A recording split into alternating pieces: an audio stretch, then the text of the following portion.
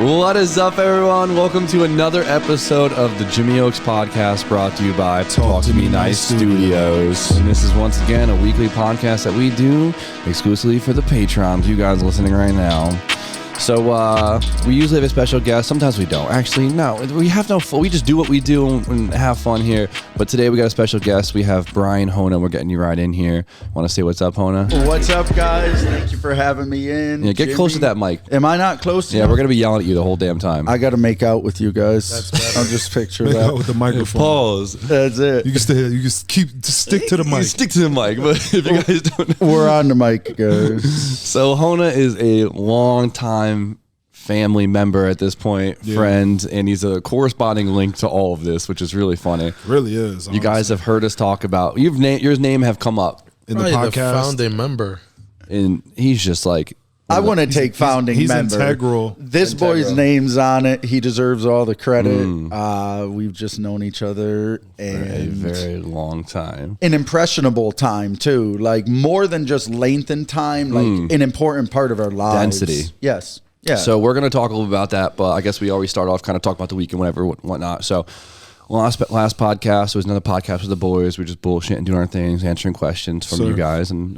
last one was a bang. I like a lot. I enjoyed the flow a lot. So, man, this week has been JZX week. It's been a week of JZX. Yeah, crazy JZX stuff. Steve loves the JZX, so it's cool because you've been loving the progression on it. Yeah, I feel like I'm learning, or like, not that I'm not always learning, but I'm like paying attention to more things naturally with the JZX. I don't know why. It's just I think that one's cool because it's the first, I feel like, full story that you've seen where we get a car, we have an experience with it in stock form, right? We have some memories and whatever, then we take it apart and we transform it, and like it's kind of cool going through all those steps. Yeah, most of the other cars are already kind of like here and like existed already. The S15 was kind of already like built, you know. Oh, we got pups going crazy, but yeah. So like, I mean, you had your own. You had some memories in the JZX. You know, we were in Maryland JZX having weekend. fun. All right, yeah, get Lupin out Get of Lupin here. out of here. He's getting chased out of the studio. Take him out, Jesse. Let him sit out there. Close the door. Yeah. Okay, so Ladies. Sorry, guys. Ladies sorry, and intermission. gentlemen. Yeah. So I'm excited for you. I'm excited you get to see this whole process and you get to see how much work it is. And this is an easy engine swap, which is crazy. Like in terms of engine swaps, this one's easy. You already had the engine kind of like prepped and ready to go because of the last chaser. So you say it's easy, but to me, it's foreign to Steve. It's still like you guys are like, I say it all the time, like rocket scientists to me. It's impressive, you know, from the A to Z, like how it just all comes together. So, but I do know that some other engine swaps that you guys have referenced and talked about and stuff that I've seen you do has been a little more intensive. Yeah, exactly. But it's cool. It's been a fun experience. It's been a vibe. It's been a vibe. And plus, like, we've had a lot of nice new fancy parts, bolting all those shit stuff. It's always a blast. Hell yeah. Sometimes it's stressful because we're trying to get a lot done in a little time, and it helps. It kind of like distorts the experience. It's nice that a lot of the parts were already like ready to go. Yeah, I tried hard to get that all lined up because it sucks when like you can't finish the whole entire fuel system because you're missing a damn fin. Yeah, hell yeah. You lose momentum and like you're like move to another item and momentum's like, big. Get choppy. Yeah. Momentum's big. It is. I mean, Hona, you had the full car restoration project experience. You went crazy. I did. I bit off, like most, I find through the journey, I bit off a lot at once. I was well, I physically watched you go down the rabbit hole, right? Because there's a point where you're like, take this apart, and you're like, well, I'm already in here, and then you're like, do this, and this. I remember E30 Vert. E30 Vert. This was the first time I saw anyone dive into a project. This was a big moment, right? And we're just jumping right into it, but this was a big moment for me because this is, you know, I saw a lot of project cars, blah, blah, but this was the first time I saw this cycle where I saw a car come in with a story. We had some memories with it. And then I saw Hona start to take it apart. And I started to see him take it apart more.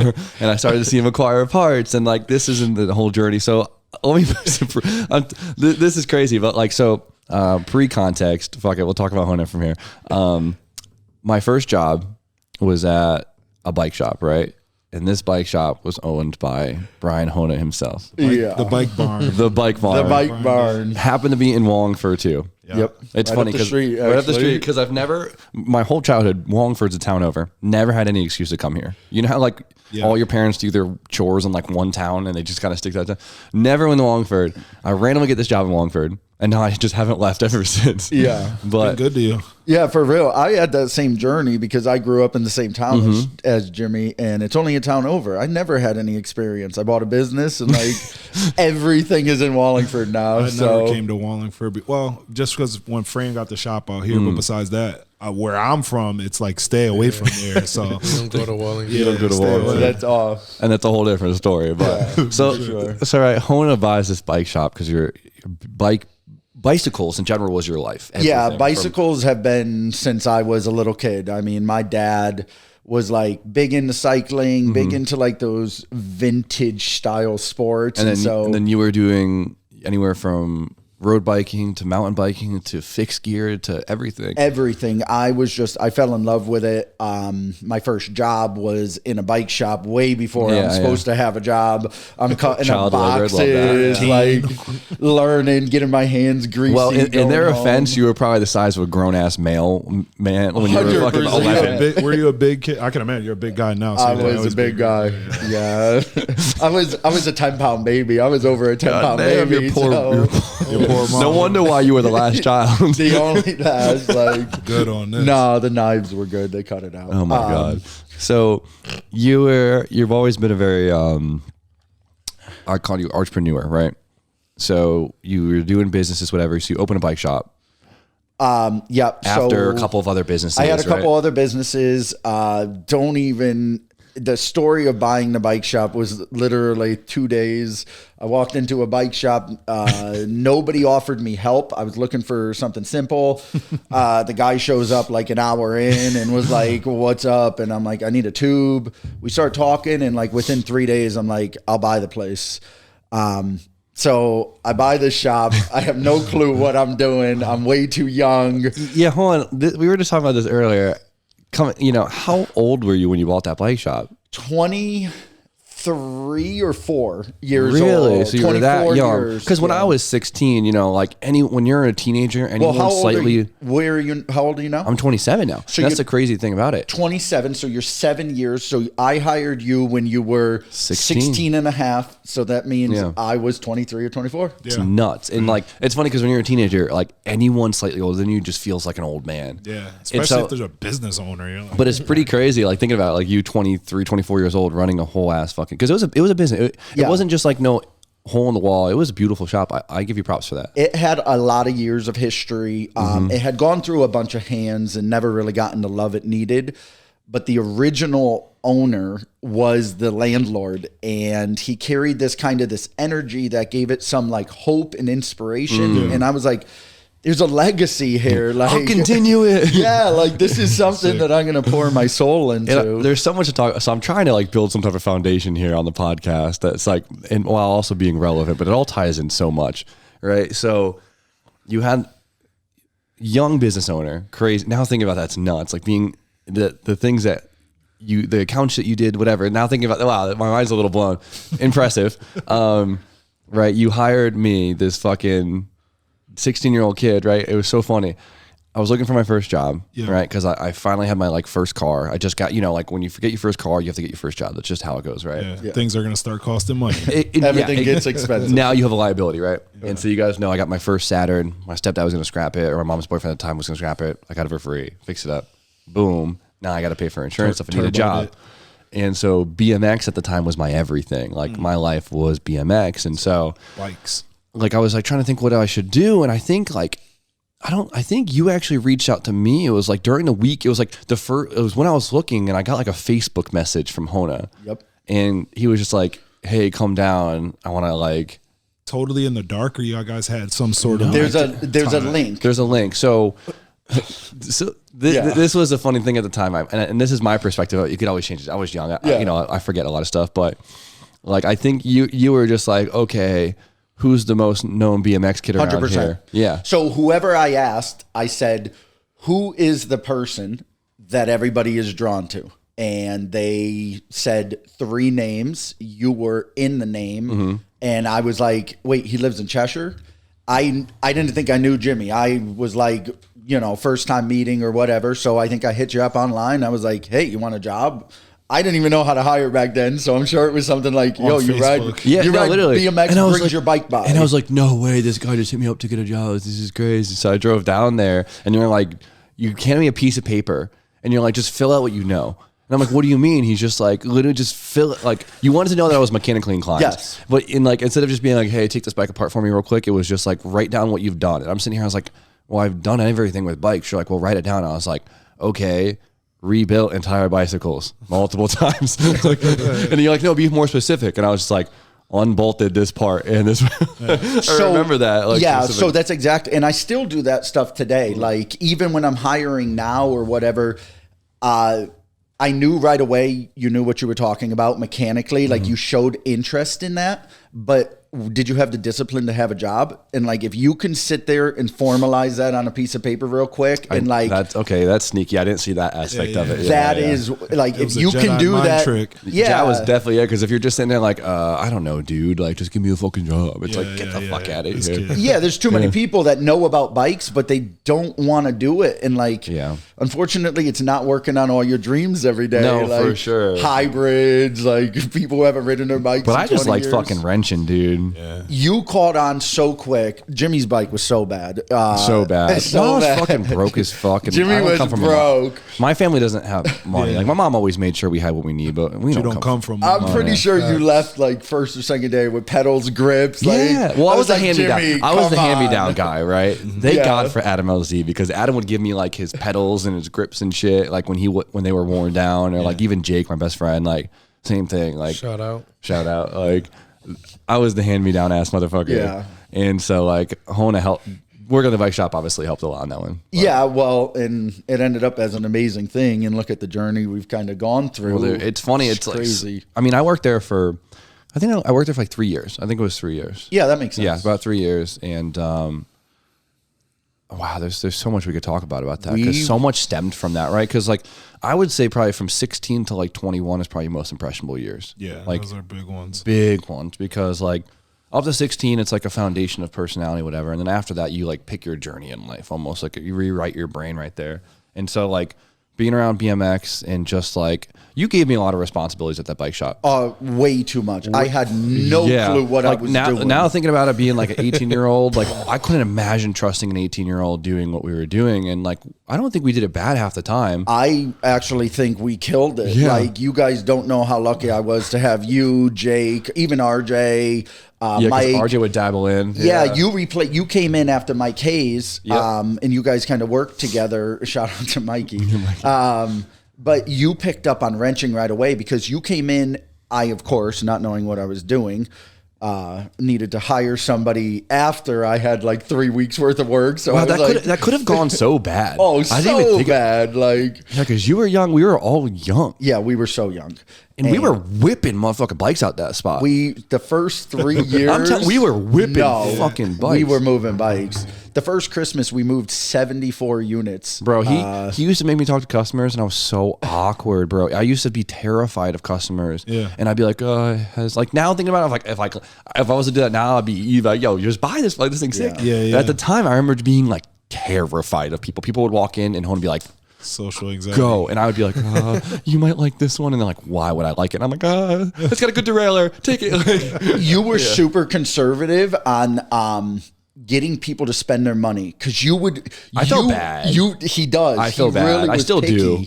He was like, pushing the high product, yeah. I have like, sometimes I just have too much empathy. You know what I mean? Like, there are people who walk in, you could tell they can't afford this shit, but they wanted it, right? Or it was like a weekend bender thing where like, I need a bicycle, and they'd go out and you could tell that they didn't really afford it.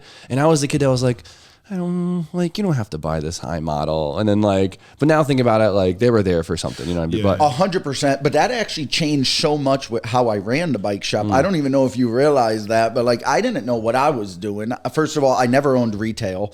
I owned a service business before that. I was a landscaper. And I came into retail, never running retail, I worked in retail at the other bike shop, but I didn't understand about like how you target customers. And so we became a huge community shop after that. Yeah. Like I pushed, let's get people's bikes that they own back on the road. Let's put tires, tubes. Yeah. Let's get them a good value and really drive our money through service rather than through new sales. For sure. Because I'm sorry to cut you.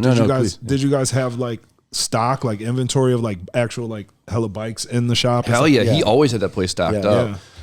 We generally about 100 units, 150 units. God, I build so many goddamn bikes. Yeah, this guy pumped out. Bro, the worst part about building a bicycle, I'm gonna put this out here, is not building the goddamn bike. It's taking it out of the fucking wrapper. 100%. The zip ties, the cardboard, and the masking tape, bro. And the fucking copper, like, oh man, it still haunts me. Yeah.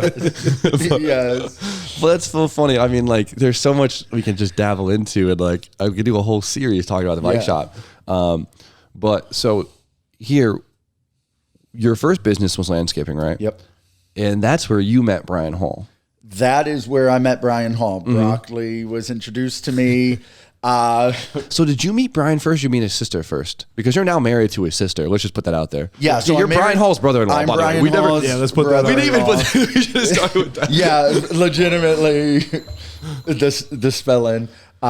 So much like Jimmy's story, I actually knew Brian before Megan, but I didn't know I knew Brian before I knew Megan. So I meet Megan. We go through the dating process and we get serious. And I go home for the first time with her just to meet her mom during the day on lunch. Dinner and Brian. I pull into the driveway, and I can't go into the store unless you give me permission on that one. But I pull into the driveway, and I'm like, bro, that's the black Gen 3 Camaro. And that Camaro had been in my life before. Yeah. I had been chasing that car. Identity was that? I had been chasing that car on my bicycle. So I was a huge cyclist. And so I was riding like maybe 5,000-6,000 miles a year on a road bike. And constantly I would see this car and I would chase after this car. This fucking asshole. And they would let me draft them for like a good quarter mile. At like 25 miles an hour, I'm drafting this Camaro, and then like the prick would just snap the accelerator and pull off on me, and I'd be defeated. So I pull into the driveway and I'm like, oh, this was that Camaro. And it's real instinctive. It's crashed up. You know the car. Yeah. And so Brian's car. And that's when I met B Hall. Like, walked in the house. She's like, my brother Brian. Like, I'm like, do you realize like I'm chasing you? He's like, bro, that's you. Like, it was love at first sight. Like in the sense that we just clicked. Our personalities clicked. Yeah. Our interests became the same. I moved into the house and ended up living with Brian. Yeah, we moved back. Imagine living with Brian. Brian and Brian. Brian and Brian. We were the Brian. That's why he's little Brian and I was big Brian, because when we ate dinner. BB. Yeah. Hey, little Brian, can you pass the food over here? Yeah, exactly. That's how it is at their that crib, is how it is. And shout out Liz. Yeah. Yeah. So you guys funny. know his history. Right. And so like obviously we've talked about on the Brian podcast, if you guys have heard it, like I met Brian through the bike shop. Right. And God, I wish I had something written down, because I'm like, I just tangent from another, but the bike shop is crazy, right? Because leading back to where we started with the E30, you know, that was my first taste of big projects, right? Yep. Because you guys, so in the beginning of me working at the bike shop, your life was bikes. My life was bikes too. Yep. Like yours, obviously you were more rooted because you've been doing it since, you know, for 10 years probably at that point, like dedicated. Yes. And, in those 3 years, I kind of watched the transformation of you turn into a car guy. I was not a car guy at all. Absolutely. At all. Not at all. The E30 was my formal introduction to the rabbit hole we call car building. Exactly. So I got to be this outside experience, and I wasn't, and like during that time, I was transitioning to thinking cars are cool. Not that I wanted whatever. And I watched you literally turn into a car guy, where you had the whole cycle of like, you start being around cars. You were having friends come around that had cars. Obviously, B Hall was always big into cars. B Hall is the guy who got me and the inspiration. Like, I remember there. you just like all of a sudden like parts were just showing up for your car all the time. I'm like, what the fuck? And you're finding all these rare Euro parts, and I'm like, all right, dude, why are you wasting your money? Go buy a bike. You know? I'm emptying the cash drawer on Friday. Like, Jimmy, I got to buy this M-Tech bumper. Like, I was hooked. Oh yeah. So you built that E30 around in that era? That was the era. That was the first one at the bike shop. It. So yeah, I remember you'd be like, sell a bike because I need cash for this bumper. I'd be like, absolutely. He'd be like, try and get him to pay in cash. I'm like, all right. Broke, but hungry to learn. Exactly. Like, but you were fucking, I mean, I keep saying this, we could talk about so many things, but you were very innovational with a lot of things. And we're going to talk about that later on, but let's continue with the car stock. So the E30 was kind of towards when I was leaving the bike shop because I was going to school. yes. So you were starting, or you were already in school for a semester, and you were going to be taking more classes. And it was like a different town, and it just didn't work out. So I kind of like whatever. I fired you. You fired me. I That's a whole different apologized story, later on. Yeah. It was a actually mistake. like firing? Or Yeah, he fired me. I So- forgot about that. Yeah. Him and Jake. We were already like, I was taking less hours though and stuff. And then, Okay, Yeah. okay. But then Hona did like this world tour and left me to run a shop for like 2 months, and it was a shit show. Yeah. No, Well, okay, Jimmy did an amazing job. So Like, I was like running this shop, right? No, like to be honest, like was like running this, helping him run it, and then he had another guy come in that was just like an older gentleman, and I see why you did this. He was an older gentleman that had been around in this industry before to kind of like be the guy. Different vibe. He just to like be like the adult in the shop, right? Yeah. And like he kind of fucked it all up because like me and Jake were so used to just we had to hone a process down. Like Yeah, it was a fucked up process thinking about it now. Yeah. But you know how like when your toolbox is really messy, but you know where everything is. It was one of those. It was one of those. Yeah. Yeah. Fuck that guy. He was a good guy. Well, he was a good guy. we built the system surely on the need for it, right? Like Yeah. it evolved as we evolved. Yeah. The first day I opened the bike shop, I didn't even have Jimmy. I had nobody. I didn't even know what to order yet. Like I was a cat into mountain bikes. I was road biking. Like all these BMX kids show up on my bike and they're like, "Yo, you gonna carry BMX parts?" And I'm like, I don't know, but then there was like 30 of them. There was like 50 of them. I'm like, So you carried a lot of BMX parts as well. oh, we turned started into, to, we were trying to be like massive BMX, and Jimmy's influence like brought that in. And like, streets. He would like Saw you pumping like out the I mean like bikes. once a week or so he would just send me out to go ride BMX with the kids for like an hour or two, like just go like ride street with him, inspire him, like see what they need. yeah. See So what the streets need. we'd ride a ledge for like an hour and a half, come back. yeah, Yeah, it was cool. we tried to build a community The vibe. bike barn was fire. I mean, it's was not fire. much different than the vibe you have here. For like, sure, and that's why I owe a lot to you honestly, There's and a like that blue- there's a experience you gave blueprint, me, like a because blueprint for y'all? It was more or less it helped me find out how I like to do business too, and like the way I like to do it. You know, where like building a community out of something is so much more rewarding than just like being the cash cow of something in and out.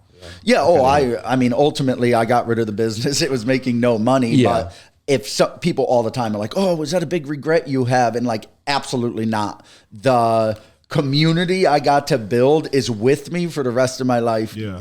It pops in my life way more, and Yeah. like you guys don't still even talk know. about Randomly, it. like I hear people are like, "Hey, you used to own the bike shop," and I'm like, "What up, man?" You're like, Yeah. Well, you're also a very monumental person. Like you don't forget if forget Hona. if someone had a Hona experience, like oh Yeah. my god, That's how I met Hona on a Hona experience. On a Hona experience. So when we're talking about the business, because we keep down a lot, what do you think was probably one of your biggest lessons from owning that business?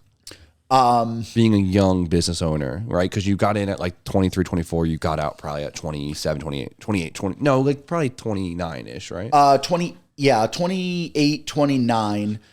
Follow your heart. Do like if there's so many people who are going to be on both sides, they're going to be polarizing, right? And you're going to be somewhere in the middle. And if your gut tells you to take a left, follow your heart. People, no matter what, people are going to hate on you until you succeed. That's true. And then they jump ship right away. And they're like, "Oh man, you've done such a good job." And you're No, like, I get that. You hated me the whole time I was making that decision. So don't please no one but yourself. Yeah, just Yeah. do it for what you enjoy and like passion. Yeah. And let that Yeah, 'cause let you that need a kind drive. of guide you. Yeah. Yeah. Let your heart guide you. I love that. Oh yeah, bud. Get a good oh yeah, bud for that, man. I'm an energy guy. I read energy For sure, same here. And yeah. like that's Energy's why big. I hire people off of it. Like I can tell when I walk in a room, what are these people like? Do they care? Are they driven? Are they passionate? And that's, you can't replace that. You can't buy that. For sure. So you could teach other things, but you can't teach that. you can't teach that. Like That's huge. That's funny. Damn, the fucking bike shop. I'm like going down memory lane. There's probably Bike so shop many was fire. I used to go there and chill too. So the car transition, right? I remember fucking by the end of it, you would. Oh my god, this is so funny. So by the end of it, of me working there, I remember when the bike shop would be slow, you'd be like, "Hey, want to go work on the car for a couple hours?" Like so, like because we weren't getting paid much, but like whatever, like the economy was different, whatever. And I was, you know, and so like now thinking about, I was underpaying you guys. I was like 5 years older than you, and like barely had any money. Whatever, whatever. And that was those days. It was those days, and like whatever. And like I remember you'd be like, "Hey, you want to go like sand for like a couple hours?" And I'd be like, "No." You're like, "Nah, you're gonna go sand for a couple hours." So like his shop that he had was like less than a mile away. Is it the same shop there now? Or no, it was like moving whatever. More close to friends. It was like between here and the bike shop. Gotcha. And we just wrench on your E30 for a couple hours, which was super funny. So yeah, the E30 became an addiction real quick, especially the first one. Like you're so hungry, and Brian Hall would In your ear, Brian. I know how Brian Hall is. He's like, "You got to get this." amazing. But he'll be pushing. For my first car, I was expected to be on B Hall's level of detail, and so it was countless hours. I mean, insane hours on body work. B Hall insisted on doing like I don't even know, a level like, 200 restoration. You got to buy this. Yeah. He's really good at spending people's money, Brian. Yeah, and he's super, and this is what makes B Hall special, right? Is he is so fixated on details. So I needed all the help I can get. I was messing up body work, and he was coming out of work in 2 hours, and it's like, "Come here, Hona, Jimmy, give me this." Start sanding. If B Hall sees I put effort, he's gonna do something tonight. Like he's gonna work on this. And the amount of Scotch briding I did on that chassis, and thinking about it now, sanding. I was a good ass worker. So I'm thinking about that. Like I need one of me back then. I gave it to you bad. I'd be like, "Jimmy, sweep up. Like clean up the plastic first," and I'd be like, "Grab a block and start sanding." Like I was a busy motherfucker. You're a T-bone? Yeah. No, dude. You made my expectations on people real fucking high. Yeah. We were always busy. You'd be like, "Hey Jimmy," like you'd be like, "Hey, how you doing?" And like you would try and get me. You'd be like, because I'd be like kind of like moving slow. You'd be like, "You bored?" I'd be like, "Yeah," and you'd be like, I'd be fuck, and you'd be like, since you're bored, that means you could do something. And you would like drag me, and he'd make me do random ass chores. He'd be like, dust up. Like I was always moving, but that instilled a really good work ethic into me. Oh, absolutely. Now, I mean, look at this. You're sick. I mean, dude. Now I feel like I can't sit still. Like it's a mix of ADD and just like I'm like, Hona, I'm busy. But like, I don't even know where I got that from, but I will attest, the older I get, like I'm sick, man. Like I'll do 16, 17 hour days, swinging hammers, remodeling houses. But you feel good as fuck afterwards. Oh, absolutely. Yeah. Like it's so rewarding to me. And like, yeah, you always had that drive. I'd be like, "Jimmy, there's 20 bicycles to build. Like get them done by the end of the day." Completely unreasonable. Well, you'd be like, yeah, like you think you can get them done by the end of the day? You probably could, maybe not. Have like, bitch, watch it. Yeah, oh, absolutely. I play games, or like if you were slacking off. So we had side-by-side stands. So if Jimmy was like dogging right now for the afternoon, I would start ripping bikes together next to him, and he would like see that and be like, Jedi mind trick. Yeah, catch up. We always had competitions. We kept it fun. It was but competitive. Like, it was, yeah. We had all random stuff going. It was good. But dude, I remember I was laughing. I was just thinking about this. One of my funniest memories was we were hanging out at the shop, right? Because I was going to school at the time, and you were playing with your E30. I was just there. I was parking on the back by the shop at that point with the E30 out of customers' eyes. And Yeah, Just a side door. No, so I was like writing a paper. It was a final paper for one of my classes, and Hona's sitting there. He goes, "Oh, I hate this pinstripe. I got to get rid of this pinstripe." And he's just like, "Oh, I heard about these rubber wheels that will get pinstripes off." And I'm like, "Yeah, Hona, you do that." I'm sitting there write my paper, and I just hear, "Oh fuck!"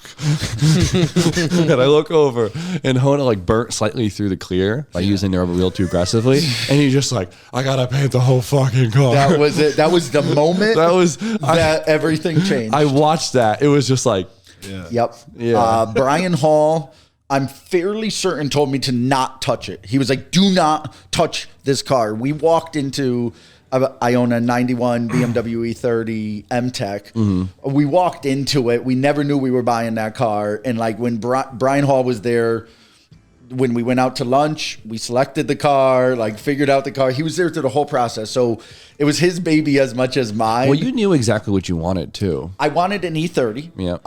And I actually wanted a white, an Alpine white. Mm-hmm. I wanted it on Alpina soft lines. And I dreamed of getting it in M-Tech 2. Like, full had M2, yeah. no clue. We end up at some BMW lunch with another mutual friend that kind of got us into BMWs. And it's all old guys. Me and Brian Hall are 30 years younger than the youngest guy in the room. We go out to scrappy as fuck. Yeah, we go out to this fancy diner for breakfast, and all these old guys are drinking coffee and talking. And me and Brian Hall are like, "Yo, did you bring your wallet?" Like, I don't even have my wallet. Like, Bring your wallet. Yeah, we're like 21. Brian pulls out his wallet. It's actually a roll of sandpaper. Like, fuck. I've seen that before. Sandpaper fall out of his wallet. And he's like, "Yo, ask them if they got a car for sale." Because I scoured the internet, right, looking. And I was like, "Does anybody have a BMW convertible?" Like, one guy was like, "I got this stupid black one." This is what he says. He goes, "I hate the colors. I would love if you just took it away." And I was like, B. Hall was like, "Well, where is it?" And he's like, "In Berlin on the Turnpike." And so I was like, "Bro, that's on our way home. It's close to like Wallingford." So on the way home, we stopped over, and me and Brian Hall pulled in, and we're searching the whole lot. There's not a single black convertible in the whole place. There's a red one. There's a white one. And off, like, in the back is a Diamond Schwartz M-Tech 2. And B. Hall's like, "No, that's an M." I didn't even know what it was. He's like, "I kind of knew M-Tech, but not like as." And B. Hall was like, No, that's too much money. Like, that's the M-Tech. That's not the one he's Yeah, that's not it. So your car came with the M-Tech kit on it? Yeah, that's a factory car. Factory M-Tech. I didn't know that. And so the guy shows up like an hour later, and we're like, "So where's the car?" And he's like, "It's that ugly one in the corner," pointing to the M-Tech. And bro, the money never jumped out of my pocket faster. I was like, how much you end up getting it for? I think, B. Hall, correct me if I'm wrong in the comments or whatever, but I think $3,000, right around the $3,000 mark. Yeah. But they were cheap back then. They were. And that was expensive. Yeah, it's kind of expensive. You could have bought them for $1,200. Yeah. That car was But the fact it was clean. factory M-Tech is pretty gangster. Yeah, and that body kit looks so much. It just changes the car so much that it looks futuristic. Pumped up the tires, drove it back to the bike shop. M20 is fuck. M20, yeah. Slow. I hate that engine. They're good. Fuck that engine. It ran and everything. Like, I ran and drove. It's a factory manual car too, right? That was an automatic car. Oh, okay. I did the swap. And drove it home. Was in love, obviously, with that, like, your first crush. Like, that's it. Like, you get in it. It was so funny. Tops down. It was like my first time witnessing all that, though. Yeah. Like, I remember when you bought, like, you got factory Euro Smileys, like brand new in the box or something. But B. Hall again. Like, I remember you like came in, you made a huge deal about them. I'm just like, dude, sick. You just wasted a bunch of fucking money on like headlights that look slightly must different. be nice. Yeah. Literally. As he's paying me like $9 an hour. Oh yeah. And we spent like never would have spent that money if B. Hall egged me on. He's like, "Yo, you don't know how rare those are." I remember that whole deal. We drove out to New York. I needed a convertible top. It all started with my back window was blown out of the convertible. That was like what was wrong with it. Yeah. And so I wanted it, to be functional. So we found a convertible top. We were going to skin it on, and it was too difficult. Yeah, so this kid was advertising one on Craigslist. Whole top, good back window. Nothing about the headlights.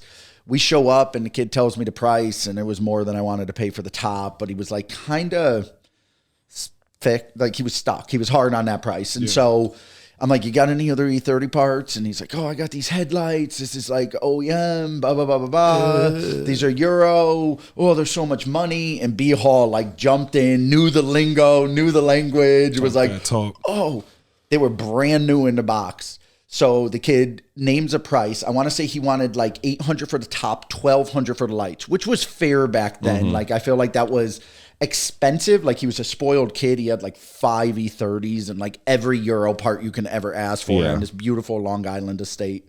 And I'm like, that's $2,000. So I was like, will you take like will you take $800 for the top and like $800 for lights? And he's like, no. And I don't know. Sometimes I just have it. And I was like, would you take $1,400 for everything? And the kid's like, yeah. Walked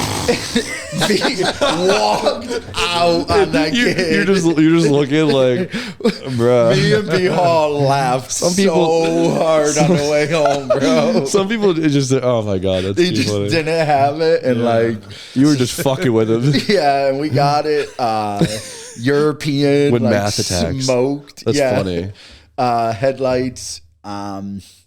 But that by that point, by the time I was buying that, the car had already seen like a 4-month restoration. B Hall sanded that car down every bit. I sanded right next to him. You know what lesson I learned on that car? Make sure the AC compressor's fucking drained. Yeah. Everyone learns. Sprayed you? Oh, that got me fucking good. Jimmy definitely hopped in on that engine removal and stuff. We all didn't know what we were doing. Some bolting shit. I'm not even cracking on B Hall, but we were all kids. Yeah, and like, that was early days. Brian knew body work pretty well because he was working at a body shop for since he was like 16 at that point. Like he knew body work. He knew mechanical work, but not to the level of ripping out engines and stuff. And like engine swaps and stuff. Not the efficiency your guys are at now. Like for sure we were scared and intimidated. We're like, yo, label everything with masking tape. Oh my God, I forgot about it. You made me take the engine harness off and you made me label every connector with Wiring Specialty. Shout out to them for doing the job that we've been doing. That's so funny. I was like, bro, if we take this apart. Jeez, I forgot how much I worked on that car. Yeah, we have to remember how it goes back together. Yeah. Because we were mechanically inclined, so we're just like, okay, we know mechanics. As long as we just got to know where everything goes, we'll be good. Organization. That's what I be thinking when I watch the videos get made, or like when I watch the cars get built and stuff. It's like, how the fuck do they know to put that back? Well, it's nice. Like now I just know how everything fucking works, so I don't even need to know. You understand the whole system. I can look at something and be like, oh, I know where that goes because I know what it does. You know what I mean? Like back then, like once you understand the system, it's way easier to recognize where exactly. And that's always what I always preach. It's like learn your foundations and you're unstoppable. Everything is the same. Everything is the same. It's screwed, bolted, glued. Dude, okay, you have literally fueling, power steering, air conditioning. You have the cooling system. Yeah. You have the fucking electrical system, and you have the exhaust system. Right? That's it. That's like essentially it, right? So like if you could figure out how all those fuckers work, you could do whatever the hell you want. In the subcomponents of all those are the same. Like a power steering pump is the same as a water pump. Yeah. It's pumping a fluid. And so like once you understand the concept of how it works, you're like, oh, it's got to have a hose in. Yeah, it's got to have a hose out. Like it's like language too. Like there's always some type of discrepancies, but you end up just learning those discrepancies. Yeah, absolutely. Like English follows rules, but there's some dumbass words like night and night. Sure. That's a good one right there. Right there. Sword of the moon. Yeah, you guys are pretty rad. E30 was a sick build though. I came on like right at the end. I wish I bought that car last year when you were ready to sell it to me. Yeah. You guys fully resprayed it? It got full respray. So B Hall was working at a body shop. A painter that we also like, another lifelong friend. Chris Kiter. You know what makes me so happy? Go.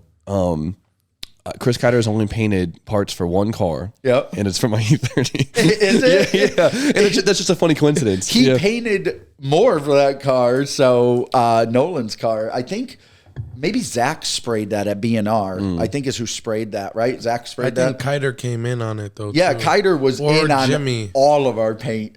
So B Hall did body work, especially in the early days. He was still learning how to spray. So because Brian's not a painter. He paints very well. Yes, but he's not a painter. No, and we always talk about that. It's really funny. Yeah, never been a painter, but his detail was crazy. So insanely good at it. But Well, Kiter, he's good at everything he fucking does. yeah, unfortunately. He's one of them. No. So Kiter came in, painted the car, Plowskis. We did it with Sickens. I bought like a Crazy Claire. We were super, super like proud of this thing. In the meantime, a bodywork. That was B Hall's first custom. So you guys just watched him do a wiper delete for DJ or some sort of rain tray modification for DJ. The E30 was the first one. Well, so you got a factory mono wiper though, right? Yeah, so another crazy story. The guy that we were all mutual friends with in the BMW world, the guy we were working out of his shop when we were building the E30, one day I'm like chilling at the shop, and in the top, you know, like the top of a toolbox opens up and it's always just junk. It's your shit pile. Yeah, it's just junk up there. There's this box that says Bonrath, and it's all vintage, like water distorted 70s box. And I'm like, go to grab it, and it's full. And I'm like, wait a second, this is an OEM. What is this? And so like Brian Hall looks at that and he's like, bro, it's a mono wiper. And he's car culture since a kid. So he's like, bro, that's DTM. Like, if you watch all the old DTM, all the M3, when all the M3s were just fucking everything up, they all have a mono wiper, just one wiper in the middle. That's dope. What's DTM stand for? I don't even know. So DTM, it's a race series. But. Yeah, it was a race series, and the manufacturer, if they produced race cars, had to produce at least like a certain amount that hit the road. Yes. Public consumer. But they were wildly, I mean, they were just straight race cars. Yeah, they still do that. Yeah. And so B Hall was like, bro, that's DTM. We didn't really know the significance of it. And Justin hooked me up. I mean, I don't even. So it's funny because his E30 has a mono whip on it, and like you'd look at him and be like, oh, that fucking nerd. He just couldn't do the mono whip or conversion. No, it's fucking. It's a full. So technically, where the wiper comes off, the second wiper, there's still a nut there that's supposed to like rotate above the shroud. And B Hall was like, yo, let's cut up the chassis so it's completely hidden. There's no second wiper like linkage or anything. And Custom. I was like, yeah, real super custom. And then we did that, and the plastics didn't work. It still had that little hole. And I was like, B Hall, let's get a grommet and just put a grommet in it, or like a plastic thing, and we're done. Go to Fazino's and go grab like a little plastic filler. And he was like, no, man. Plastic welded the thing, like plastic welded. Ben plastic. He's nice with the plastic welded. Yeah. Like, way before the plastic he welder. He loves his crafts. Yeah, he loves his crafts. For sure. He's got some nice tools over there. You know what I mean? So so you've been through the experience of fully bodyworking and painting a car. It fucking sucks. Yeah. Yeah, and then Tell the people how much it sucks, just for my. it's so if you're gonna buy a car, this is no disrespect to my body guys out there, but it is way easier to buy a car that is in mechanical shambles with a good body. It's funny because when you first start like getting project cars, you see a car with that needs like a painted has like a faded roof and stuff. Yeah, no big deal, no big deal. I'll get painted one day. Hell no. I don't want to do that. The It's not that easy. hardest part is bodywork. Yeah, the messiest part, the most time consuming. And it's expensive. The expense to it. So if you're looking for a car, try to find something that has good paint. Yeah, like moral of the story. Good paint, and the mechanical wreckage, and then it is way more. It's easier to bolt an engine than it is to paint a car. Yeah. That's for sure. Yeah, and I feel like you learn more in the journey of car culture doing mechanical stuff than you will like Sanding a roof for 4 months. body work. Yeah, body work is Will make time. Take time. the joy out of it. It's real like quick. it's like you got to be a hermit of the build. It's like the hermit time of the build. No one wants to help you.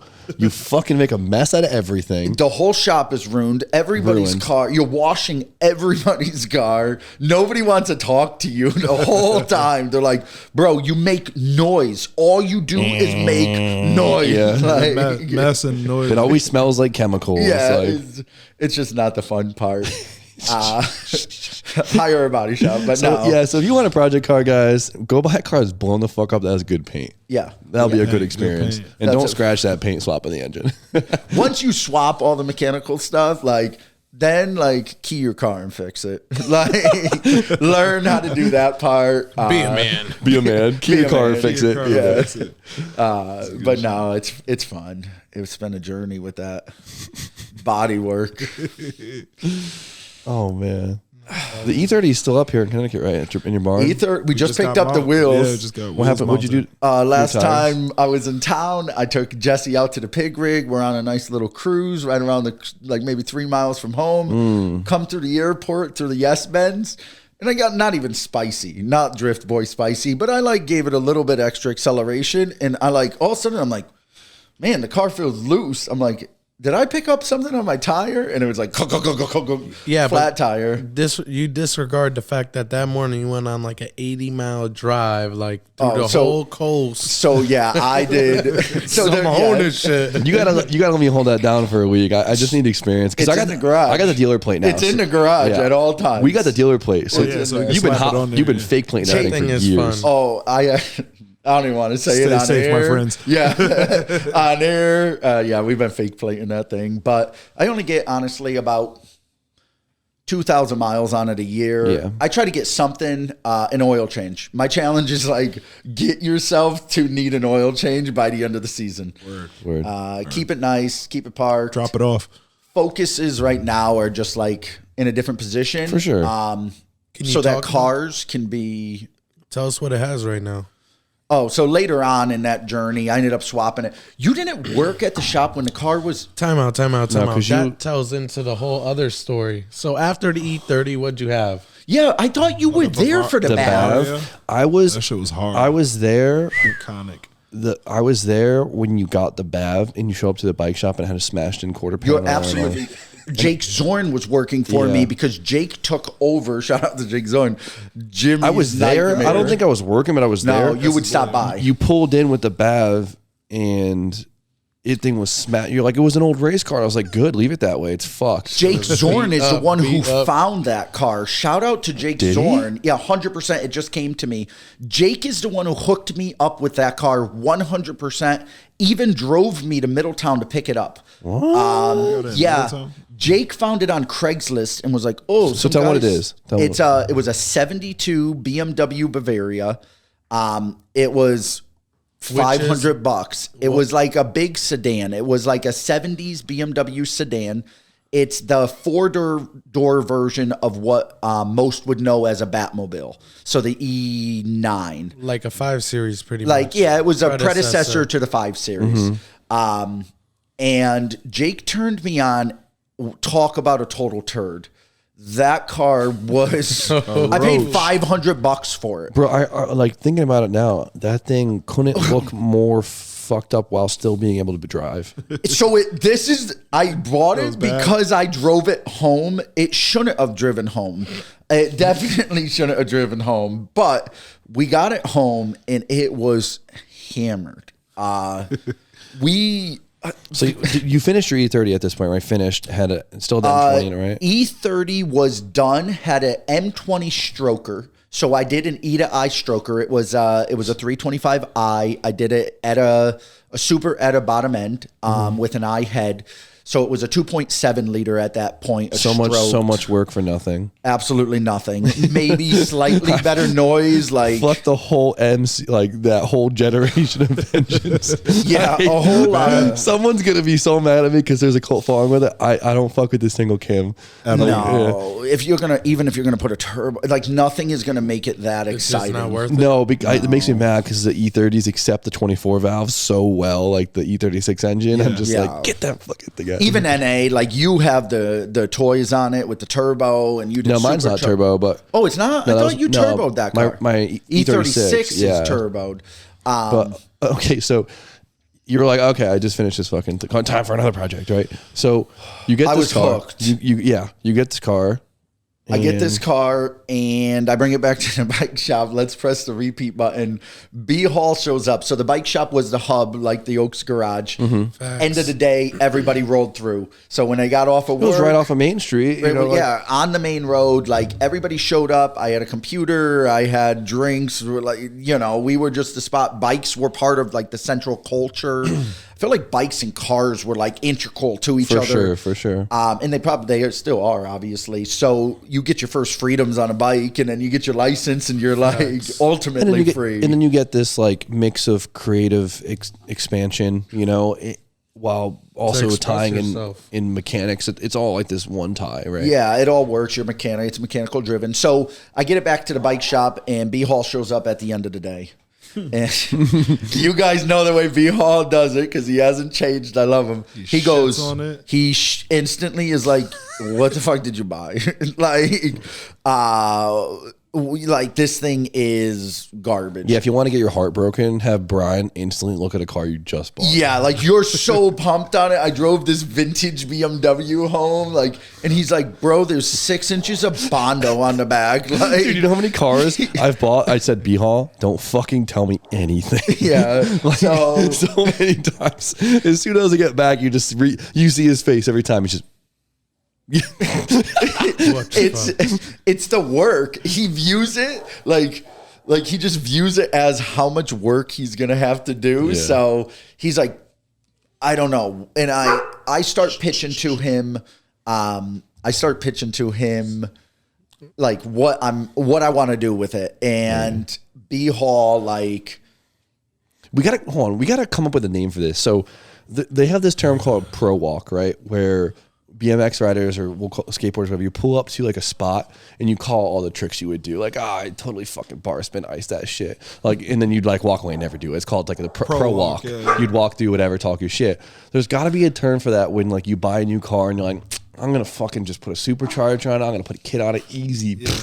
And just never do it. There's gotta be, we gotta come up with a term for that, dude. yeah, Shit. the pro walk of car building. Yeah, help us think of a name because that's a real big thing in the car world. Yeah. Oh yeah. Like you get that vision, you see it, and like it snaps in your head. Easy. Glow walk. Yeah. Glow walk. Thought you was going to glow up. So we started. I honestly, I got to think back how we started too much on that car. Yeah, because that's when I was gone. you were gone. Now I'm off at the college at this point, and I'm not around a lot. You started in Justin's shop, then you brought it No, over to. we started doing body work, so the body was so bad on it. B Hall we were building all I'm pretty sorts sure of the cool stuff. The quarter was replaced in like the 80s and then beat up again. So it was a race car. So the quarter had been like caved in by like 6 inches, and they didn't even attempt to fix the metal. B Hall like opens the trunk, pulls out the trunk liner, and he's like, "Just look at where your panel is." And it was like in the tail light. Like I was like, "Oh," and he's like, "I'm like."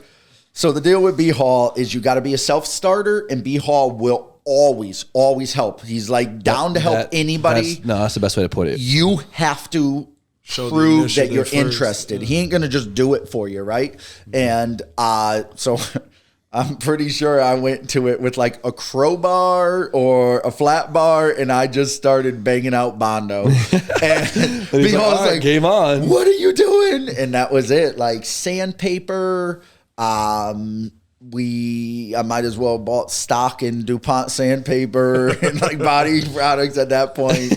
I was skipping work to sand a car. Like, Thing turned out nice though. it turned out amazing. It was incredible. B Hall. Magazine So we didn't talk about what the BAV ended up being, but you guys ended up making something really fucking awesome. It came out better than any of us would have ever expected. The collab with like creative collaboration between me and Brian, like I feel like that's going to be a lifelong journey. Who owns that car right now? That car is owned by, last I sold it to CA Tuned out in California. Crazy. We built that car. I told Brian I want it orange. Brian fought me at first, and I got it orange. That was everything. Which orange? That orange was so good. You guys, if you guys are into BMWs, you probably have seen this car. Yeah, it got around, and it was early on, like the internet car culture days. It was like right, like Stance Works days, like Stance early Works. Stance Works. Mike ended up shooting it at H2O. We rolled into town, no formal introduction, nothing. you guys owned H2O that year. We drove the strip, and people were breaking Like their necks. every H2O, there's like a handful of cars that like own it every year. And it was that. What the year BAV. was that? It was like I don't even know. 14, 13? 14, 15. 15, 16. Oh, yeah, I you're right. think. It's probably 15, 16. Yeah, Yeah. 15, 16. But that was the car of the year that year. Oh, man. That car did so good. It got so much love. It Right. made me and Brian feel amazing. Like, that's such a cool feeling. Such a high. Yeah, like when you spend countless hours in isolation in a shop, no windows, fluorescent lights, sanding body. Well, here's the thing. work, It's and like it's almost like a physical representation of what you were saying before, where during the process it's fuck you, that's dumb, and by the end everyone's like, oh, I knew you would always dick make riders. it. Like not even dick riders, but like I don't like that term, Haters.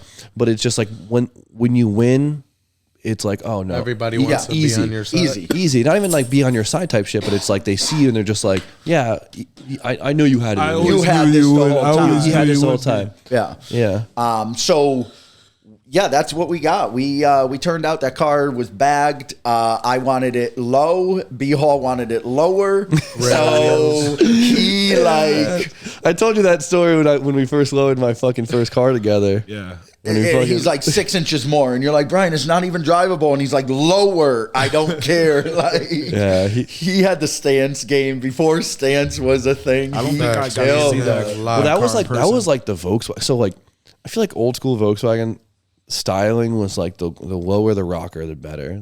Like almost like even like wheel fitment wasn't as big of a, and it might have just been like the time, but wheel fitment wasn't as important. Yep. Important. I was more about being low. So like people would just be on small dorky little wheels just to get the body low. Oh, tons of rubber. Yeah, there was no. I mean, fitment started to become a thing like a couple years after. Yeah. But in I think by the time that car made the show circuit, it was actually higher or showing more rubber than what was in fashion, which is what made it stand out. Like I wasn't looking for lip to fender. Like Yeah. I had a meaty race that's car. the best.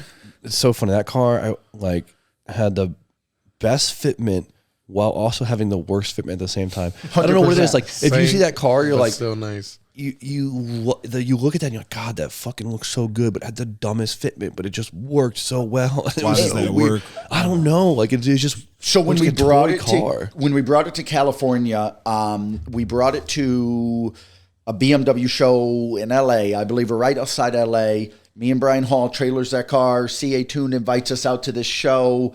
They love it. Obviously, it's on the internet. It's crushing the internet. Stanceworks shoots it.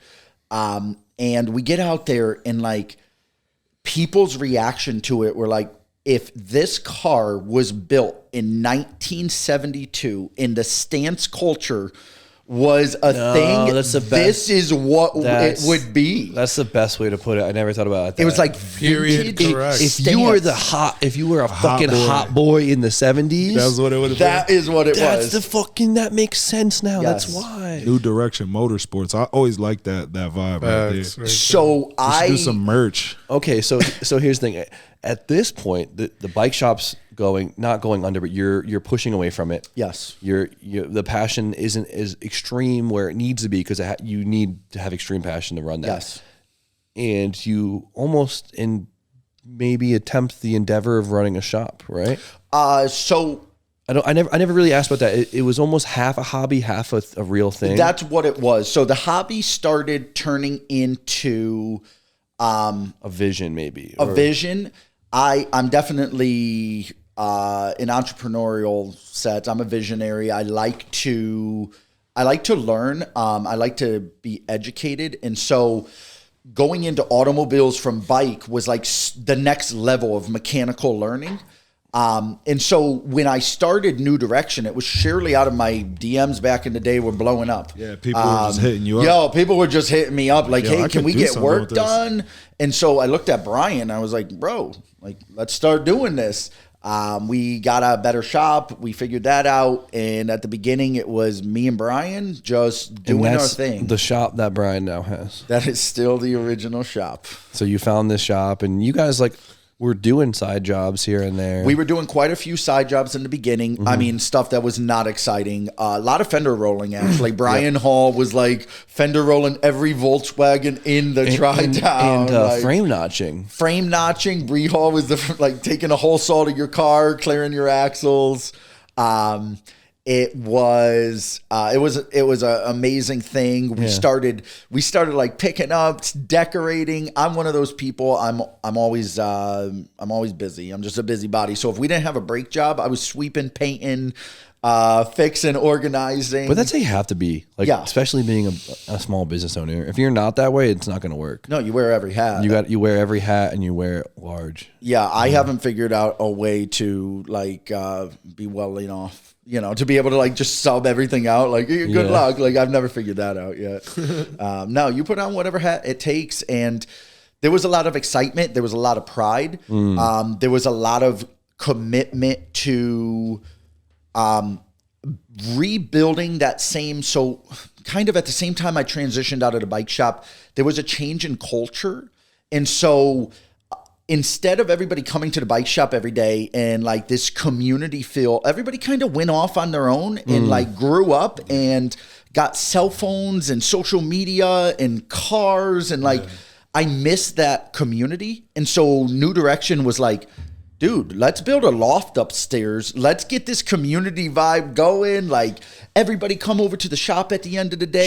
Shop hangs. Like, and that's what I missed and that's what I loved. And it did it again. I mean, like the turnout was amazing. The people who came into our lives still are there. Like that's where all of this kind of like came from, these connects. I think the first time I met Hona was probably like down at his shop down there when they were still kind of like, he was probably like tailoring out. You were just getting ready to maybe move to Florida. And was it Jesse that brought you down there? Was that how you met? Yeah, for sure. I used to chill at the bike shop with the Miata when I first got it. I would play computer games, and I wasn't really productive over there. Then after that, they got the shop over there with the BAV, and I had met them like formally right before that at H2O. Okay, you met them at H2O. I met Hona and Brian Hall at Wawa at H2O. Shout out Wawa. Hona had that one Wawa. Yo, this motherfucker had one pant leg and one short. Another side. Fucking Hona the lumberjack. And then I was chilling around BNR, so when I came back, bro, the memories Meriden, I have at Wawa, fucking. When I came back to Meriden, they were there. And I was like, yo, you're the dude from Wawa. With the one short fucking having a... That Wawa night has followed me my whole life since. After that, that's my boy for life. And like you live right in That's front the of shop, essentially Brian's shop, right? Yeah, I Same live street. next door pretty much. Still over. drives to the shop, closer to walk. I probably walked like 5 times in the whole You existence. could probably like hop a fence and jump. No, there's a It's a mountain. little It's a hill. mountain? Okay. Well, it's brushy. a hill. And in someone's backyard too. Shouts to the terrain. So imagine just picture like Treacherous. Jesse just walking through your backyard up a hill. Yeah, in the summer I would just walk by. Most random location for a shop ever, like not even where commercial is That's how supposed you to met be. Jesse. And I didn't know. I remember you guys like posting, like hanging out with Jesse. And I was like, who's this goofy motherfucker? Like, I'm going to be straight with you. Because like Everybody's story. is everyone's story. Like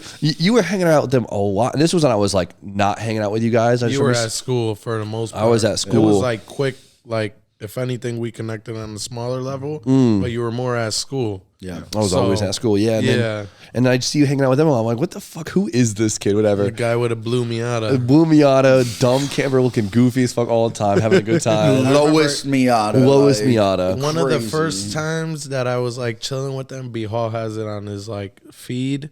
I had just got a lip, just lowered the car. Oh, you were in the post and I went office? straight in. Like I didn't know how to drive slammed, so I went like lip first, Oof. like kind of like You got straight up. you got a Honda like Smoked tilt this shit. I remember Smoke didn't this. come off. I though. thought it was demolished, so I reversed, and the shit came back exactly how it was. 100%. It literally crinkled back to the original shape. And we Perfect. were just like, bro. You got I lucky. thought it was demolished. It bet like 7 inches. The plastic was not coming back, and it just clink, clink. bro. Like, Miatas are fucking sick. Miatas Our are part of me definitely wishes I was like small enough to actually own a Miata and like to the full experience. Cut the seat out. still, It's funny because I would literally drive by. It's not worth it. It's not worth it. It's not worth it. He had a Mini Cooper. He would chill at B&R, and I would drive by every day going to work, and I would stop and do a burnout.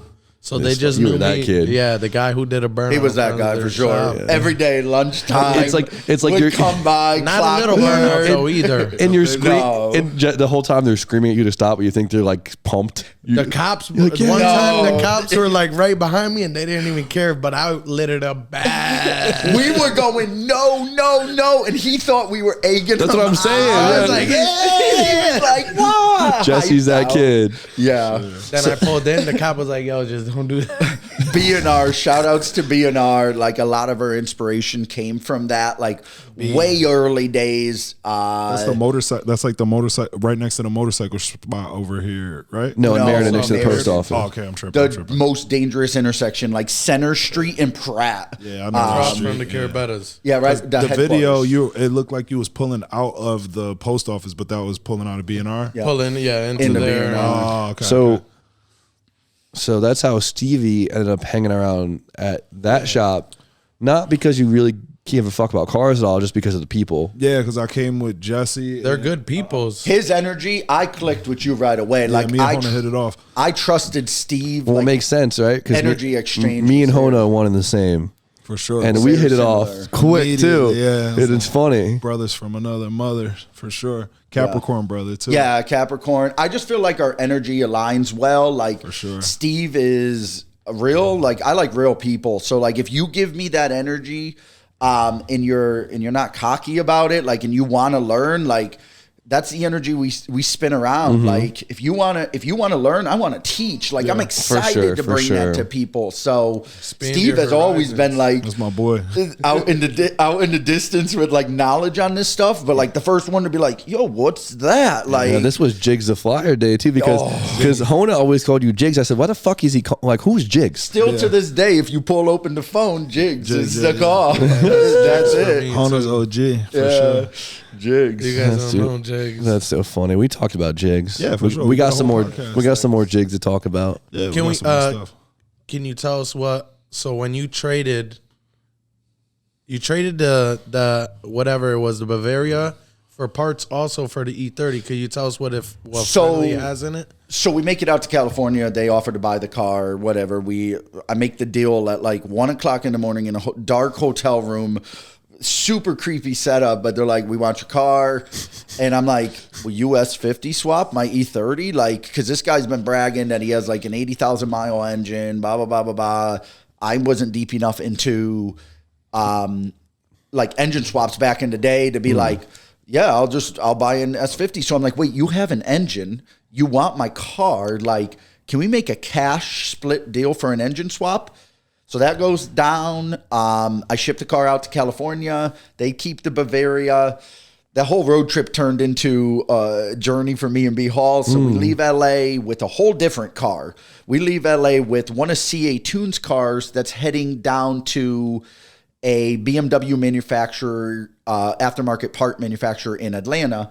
They're like, hey, we want this E30. Will you bring it down there on your way home? Fuck it out of the way. We're in Connecticut, but we got our one of our good friends' trucks. It's not even my truck, and his trailer.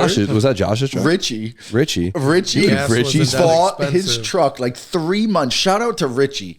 So we end up getting, I'm jumping all around. You guys are lost now, but at New Direction, a partner like kind of comes in. Richie's like, hey, I need some space in the shop. Me and B Hall had the space to give up. So we're like, oh, that's kind And of good. also, Richie was known for being that guy. Richie He was was running B&R. B&R. Yeah. And so he was throwing us side work. He was like, yo, here's a brake job. Here's a brake job. So we're like, yo, Rich, he's like, can I bring a toolbox up? So he comes up. That's where it all starts. When someone, That's where it starts. Be careful, by the way. I've had a lot of shops, a lot of people, as soon as they, hey, you mind if I bring some tools down? You're fucked. Done. They're locked in. They're locked in. Worse than an Put eviction. him on the lease. Literally. Yeah. You can't evict somebody's toolbox because it's like another level of disrespect. You're like, bro, it's here for life. It's Your safe. toolbox is outside, bro. So Come here's pick it up. a life lesson. If you get a shop and you're just a little worried about your friends taking over too much, Don't let him bring down a goddamn toolbox. No tools. Have all the tools. No, don't even have the tools. Lock your toolbox. Hide your tools. Hide your kids, Otherwise, hide your tools. 10s, your 13s, your 15s, they're all gone. Richie's been out of that shop for 3 years now. His shit's still in there. Still in there. That's it. And you can't disrespect another person's tools. No, Like, you just like you want it. Like even if they fuck you over, you want to drop. Being a dude, you just can't move another dude's tools like that. And they're so useful that you're like, and he's got that like super swivel. That's like the only way to get starters off. So leave his box over there. Yeah. Like, you're like, no problem. You have that 12-inch extension I need. Like, That's funny. Poor Richie and Brian and Josh just whoring his toolbox. so Richie's like hyped. He's like, take my truck to California. So Nuts. he buys his truck. We drive his truck. So we drive to Atlanta. We meet the guys at UES, and I start telling them they were out in California with us. He's like, your car is amazing. He's like, I have the E9 version of your car. So the 2-door coupe, the Batmobile version of the car.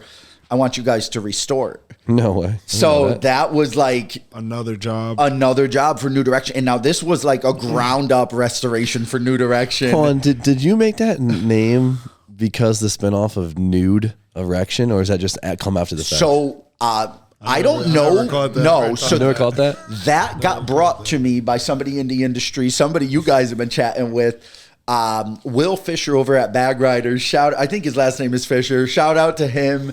One day he calls me and he's like, it was just a funny conversation, like how we met and all that. And he calls me and he's like, is this the owner of Nude Erection? And I was like, You're like, who? I was like startled. I was like, oh my God, I Fuck can't your believe life. I Like, did that. That's so funny. Well, you know what it was? Embrace it. That's funny. New Direction was definitely one of the names of that year, though. There was a lot of New Direction, powder coating, New Direction. Yeah, well, and I was also like, spiritually, it meant like I was heading in a new direction. Like I was taking a lifelong love for bicycles, and I learned that I could love something besides bicycles. Like, Powerful. That was a crazy change for me too, because like for a long time, like my biggest fear in life was not being able to ride my bike anymore. Yep. Like that was a big thing, and like I never thought about not riding my bike almost every other day.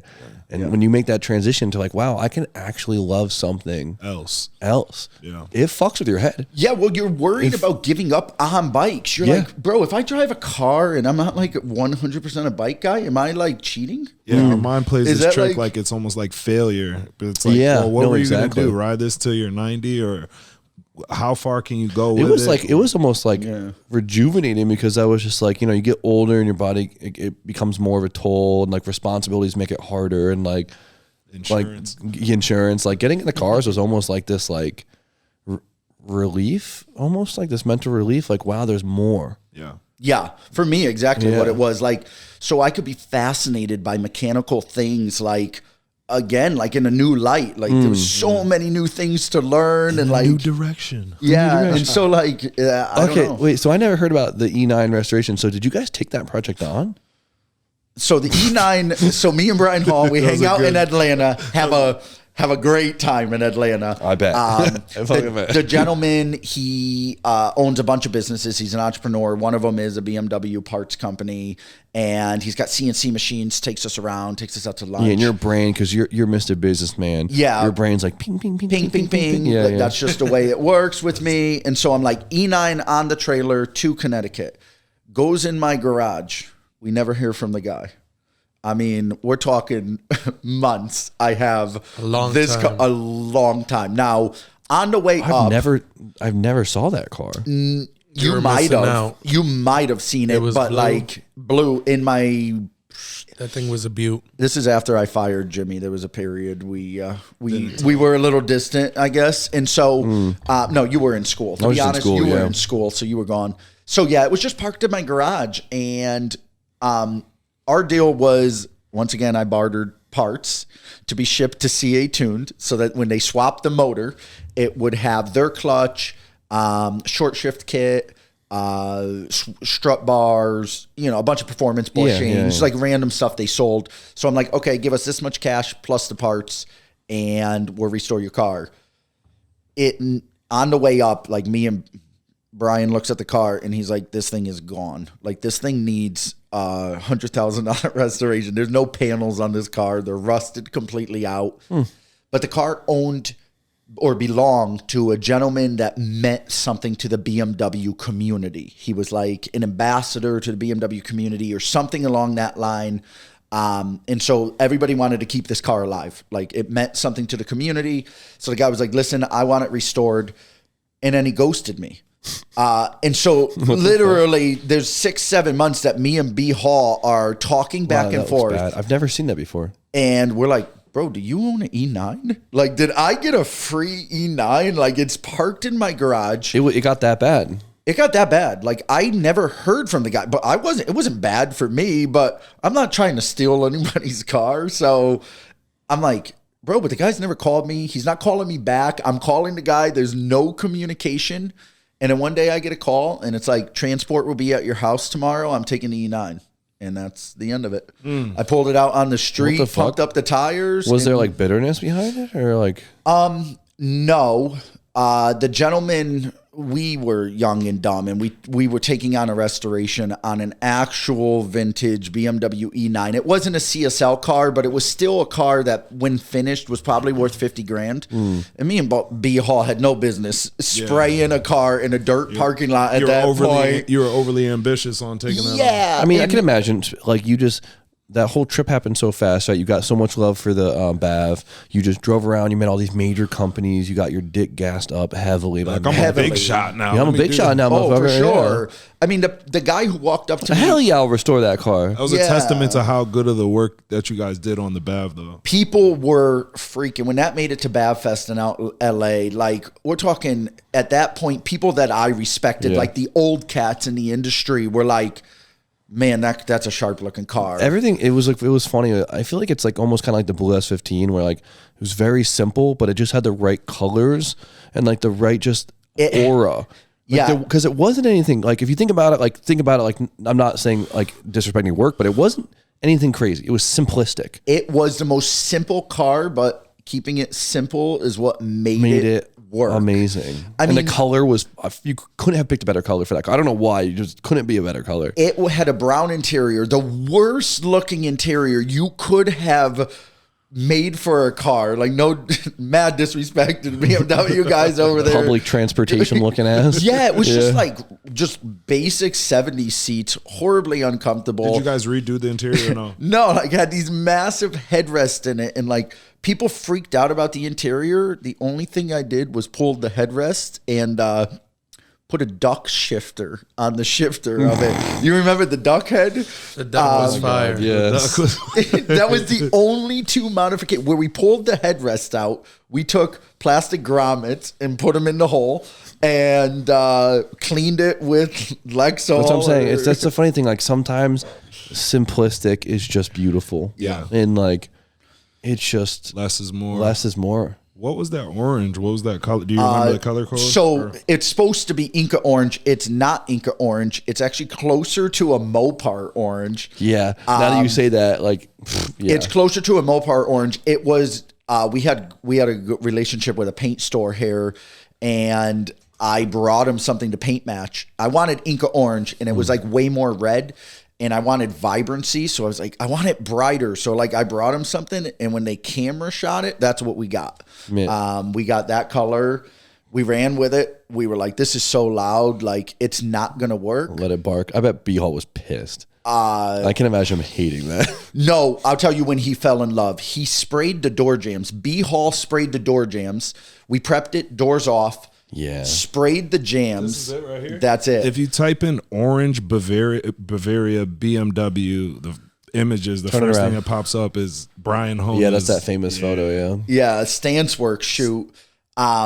You could catch B Hall in one of the photos. B Hall's the guy standing in front of the car back then. Yeah, that was a horny. Don't catch no one fucking short leg. What is it? There's one pant cut off. One pant cut. No, that was I don't even know what to call that. Next day, I already had. That wasn't that year. They were denim. That was before they had those. They were denim? It was jeans.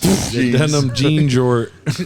Single. One of them was all the way ripped off. I don't know what happened. Yeah, what happened? What's the story? Crazy night. I was with Stringer, and Stringer knew them. Yeah. Stringer's one of my buddies. He was probably one of my first friends that was really into cars. Volkswagen guy again put me on to B&R because those were all his local places where he got stuff done. Yeah. So whatever, we stayed in H2O. It was like my first time there, and he's like, "Yo, let's go get a sandwich at Wawa." I already knew about Wawa, so I'm like, "All right, bet, let's go." Say no more. We go to Wawa. It's like 2:30 in the morning. We walk in, and these dudes just look like some fucking crazy thing just happened to them. But they're Were y'all like there, drinking H2O? Is like a party though, right? yeah, trashed up. And that was Hona's one time a year. One drink. time a year, I drink out of control. If you were I make it ever at H2O. H2O, Your wedding, you were turned. Ooh, yeah. Yo, No, the night before. The night Not before. Yeah, it the was the night wedding. before, No the night way. before, yeah. Oh man, we got tore up, bro, that day on Yeah. tequila. He was like, I can't get messed up off of tequila. All right, you can't get messed up off of tequila. Ono was in the club. Let's do it. I do it. We got trashed. he goes that like, Oh, day. I had a great time. He said he almost missed his wedding, but I don't know. No, you scary tequila, man. It's You were drunk that scary. night. That was a good time. No, bless my wife. Jimmy got sunburnt bad that week. Jimmy, Bro, and I'm a got trooper. burned. I'm gonna You're to my a own trooper horn. I'm for a that fucking one. no. I'm a trooper in general. I put up. I know It that. takes a lot for me I to knew not. it was bad when you were like actually like complaining about it and like in physical pain. I was like, damn. Yeah, stay your ass in the hotel looked like a room. Bro, lobster. I was Some puking. aloe. He was Ankle swollen. banana. Bro, my you my remember the ankles were so swollen. I was puking. No, it was bad. Jimmy. Steph would rub red my whole pepper body and aloe. shout out to Steph. Yeah. We'd wake up like every 30 minutes. She'd put aloe on my entire body. Feel banging. Probably. You gotta Like, lay in wetness, No, though. aloe burns. Burns. Yeah, true. Nothing feels good with sunburn on that degree. Like there's literally Fuck Tampa. the instant, literally Florida sun will eat you, baby. We gotta give you the pale stuff. Yeah, you are light skinned. You're real fair skinned, and you embrace the sun. Like you showed up to the beach in Florida in like some like trunks, no shirt, and like sun sat in got the to you. chair. And we were like, Jimmy, you're like, nah, I'm good. And then the problem is, you go from good to fucked overbaked. up. Just hang around with the 30 Puerto seconds. Ricans too long. It rubbed off. He was like, I'm Puerto Rican for the He weekend. was the color of Grubby's shirt. Light skin Jim Light comes skin out Jim. whenever we start going to the beach. Red like a pepper. I've had sunburn, but never like I'm That so crazy. I'm happy for my One melanin. time, Stop doing like that. Jimmy. Sorry, I had Yeah, to oh knock yeah. down wood, buddy. Sorry, it's Grubby. Microphone. Slam in the table. Sensitive microphone. You're mad? Yes. They're mad at home. I got ADHD sometimes, my buddy. I'm trying to Cálmate, keep papi. myself on. Somebody's subwoofer just blew out of the Text. trunk of their car as they're listening to this podcast. Cálmate. Be conscious of your surroundings. All right, boys. So we got to wrap this up actually because I got someone coming actually to pick up the FD. For real? Yeah, they're gonna be he's here coming? soon. On the way. Yeah, which is crazy. I thought we were dropping it off. Me too, but that's my fault. Cheers to We don't them. got time.